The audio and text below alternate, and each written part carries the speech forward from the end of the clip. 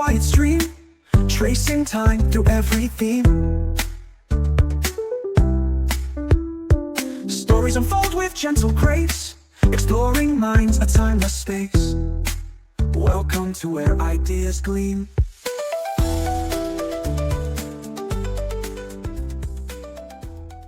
You know what, friends? Few days back, a colleague of mine, well-wisher and a young, individual doing consultancy on businesses and doing a lot of good work. So I had put a post on LinkedIn saying that MSMEs, they usually struggle to launch a new product because of the MoQ issues, both manufacturing, the raw material, as well as packing material constraints at the launch level. And most of the time, in order to cover that, they struggle to give marketing support for the brand or the product that they are willing to launch. So he told me, sir, why don't you share some of your experience and expertise or your ways of countering this, how you would like yourself to counter this kind of a scenario. Believe you me, I have also countered similar scenario in my previous organizations through the experience that I've gathered in the last 25 years, as well as the one that I'm working right now. But still we struggle, being such a legacy brand, to counter these scenarios whenever we are launching a brand, whether it is in domestic market or it is in export market. So what I'll do today in this mind mining episode is that I'll take you through some case studies. The case studies will give you a highlight how MSMEs can actually counter this kind of a scenario, make their brand popular at launch, make their product get a right feedback, as well as reach to the right number of consumers and households, so thereby have very good test market launch, and that launch they can scale up very easily and pretty quickly without compromising on any profitability or any cost constraints. So they don't have to reach break even while doing this activity over a period of some time, so they can do it very quickly. Okay, let's start with case study 1. Case study 1 is for a company who is a food processing MSME venturing into Ayush Ahar, having approximately 600 employees. The product is an organic millet-based snacks, having some chips in it. So what is the basic approach? The basic approach is a low-cost employee bulk purchases on one side. Second side is a tiered referrals. So how the strategy works out here? First is that we will do a subsidized employee pre-orders before the launch is planned, before the product is conceptualized, at the level of very beginning of the business case. So we will subsidize the employee pre-order version. So that's strategy number 1, wherein employees could buy pilot packs, say at the level of say 40 to 50% of MRP. Let's take a case of 50% of MRP. So if the product is priced at 200, so employee gets it at 100 rupees with a cap of 5 packs per person.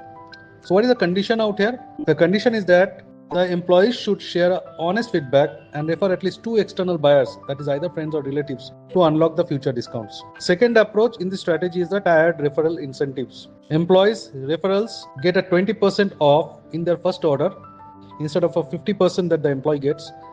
And the referring employee also earns some loyalty points which can be redeemed for most of this product later on in their future purchases. So families who buys 10 plus packs, example for parties, gets the free shipping also as an added bonus. Thereby they get incentivized to do tiered referral purchases. So what's the result out here? We assume that 60% of the employee participate. So it means 360 employees out of 600 participates, and they buy around 1800 packs, okay, which is 5 packs per employee. Each employee brought 3 referrals. So that is 1080 external buyers. So a total reach of 2880 households in this case, which includes employees and referrals. And most importantly, you are not giving any freebies out here. So this is only subsidized and a profit returning sales process. Now why it works? It works because employees act as bulk buyers and discounts are structured in such a way to ensure that the margins, even at a 50% off, works and covers the COGS and makes a basic profit. The COGS in this case is around 60 rupees per pack, which is approximately 30% of the MRP of the product, which is usually the case for any product that you are doing in this particular category. So that's case number 1 and the 2 strategies that you can take in this particular category of product, which is Ayush Ahar snacks millet based products. Guess you understood the concept. Okay, now let's do a dissection of another case, a case which is very, very close to my heart. A case can be executed very easily, people who would like to venture into this category. The category that I'm talking out here is Ayurvedic toothpaste or Unani toothpaste. Okay, toothpaste which are of herbal origin. Ideally, with a key feature of not having any fluoride in it. So let's give it a name. The brand name for this toothpaste, let's call it say Herbal White. One of the property that the toothpaste has, apart from giving a strong teeth and the strong gum, it also makes the tooth look white.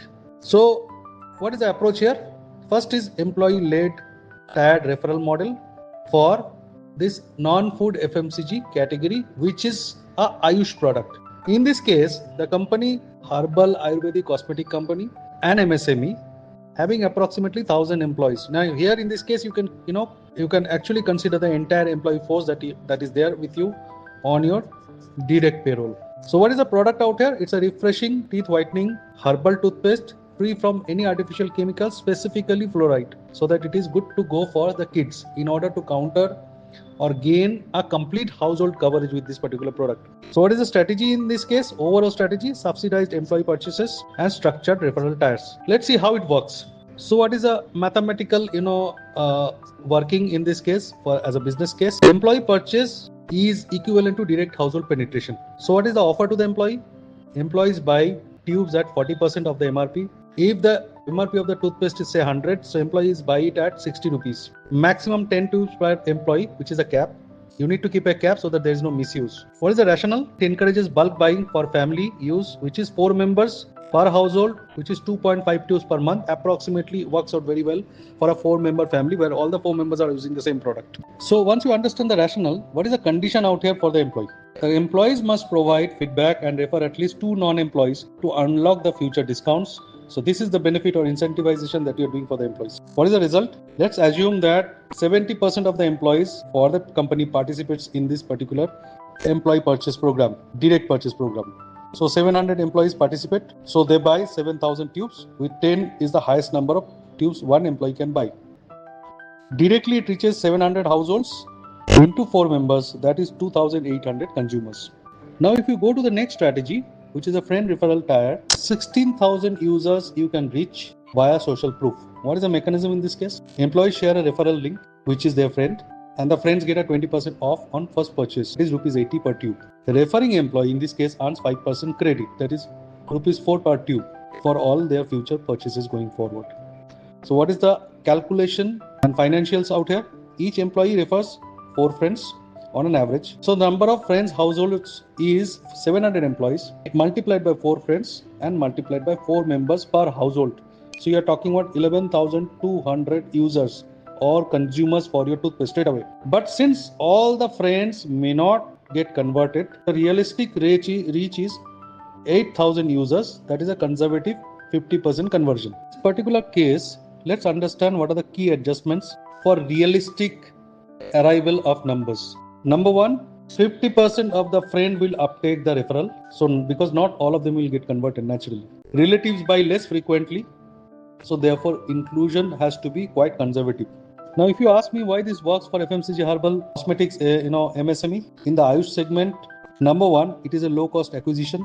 So employee subsidies are offset by friend or relative sales at higher margins. Number 2, it's a trust driven demand. Herbal products or Ayush products rely on personal endorsements. For example, if I am recommending something to my relative or my friend or my family members, they will immediately take it because they are having the maximum trust on me as a person working in a legacy brand and a very big company who usually provides quality products. So that kind of trust is naturally there within the friends and the relatives. Yet we are taking realistic assumptions in terms of conversion so that we arrive at the right numbers. This is a model where you reach scalability much beyond any pilot launch. Why?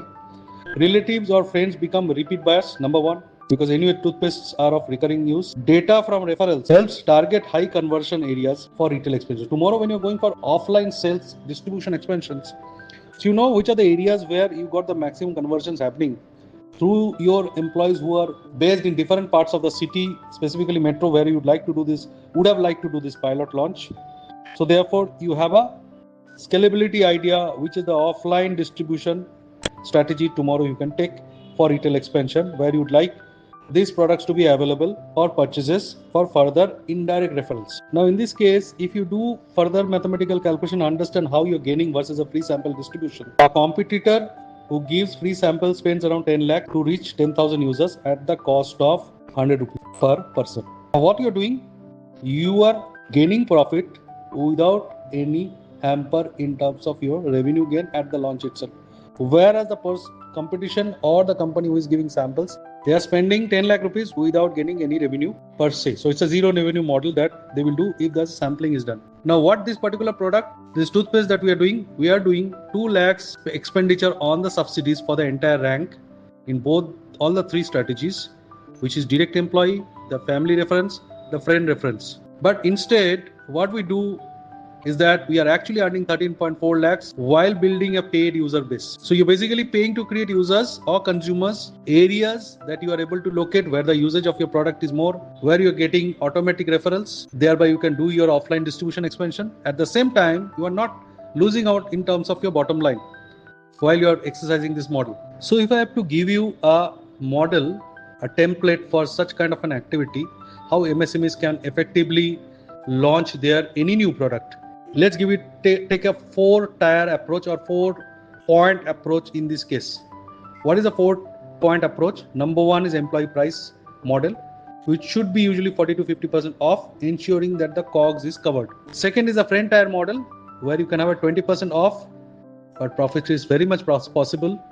We who are working at the different levels of business, we know how our COGS working is, the MRP, value chain working is. Third is your relative tier, which is point number 3.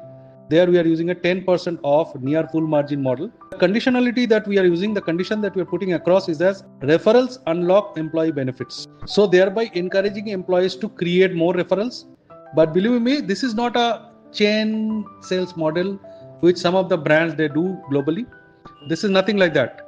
And you are not going to continue this for period of eternity. You can probably end up doing this for say first 6 months, gain a momentum in terms of which gives you a breathing space to build up your offline distribution.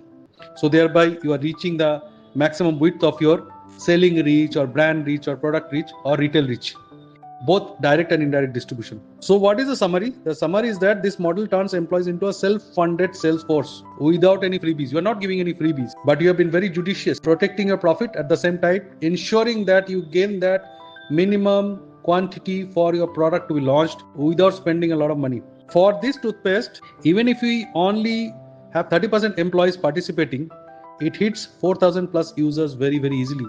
So if your MoQ is say around 10 to 20,000, you can actually cover them up for the first 6 months without making any loss in this particular model. So I hope these two models helps you to work out. This is basically mathematics, and how do you take this approach forward? This approach helps to take care of this MoQ issue very easily. It only requires your business development team and a business planning team to sit together, plan this out, and this roll it out with a lot of empathy with the employee, the referrals, the relatives, and the friends model. This is what I wanted to share with you, and I hope this actually unlocks the puzzle that most of the MSMEs face.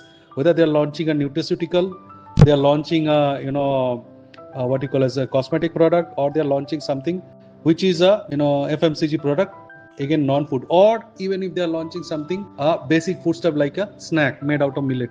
So whether you are an Ayush company or non-Ayush company, this works very well for you. This can also work very well for you whenever you are launching a product which is like an OTC product or a daily use product for the entire household. A product that could be targeted to the mothers, a product that could be targeted to the head of the family. So thereby you can reach this minimum threshold quantity, and you can actually have a very nice pilot and trial which will help you to scale up and assess your product. How is it delivering? Because the first 6 months is the time when you actually tailor and fine tune your product for the real offline scale up. Thank you so much for your patient hearing. I hope this helps, and if it helps you and if it enlightens you in terms of your strategy or approach, please give a like, share it with your relevant people, especially in the Ayush segment who requires a lot of enlightenment by us. Thank you. Have a nice day.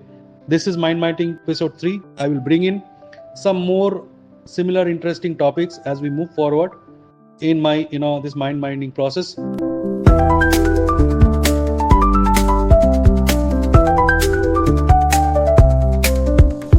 Whispers of thought in a quiet stream, tracing time through every theme. Stories unfold with gentle grace, exploring minds, a timeless space. Welcome to where ideas gleam.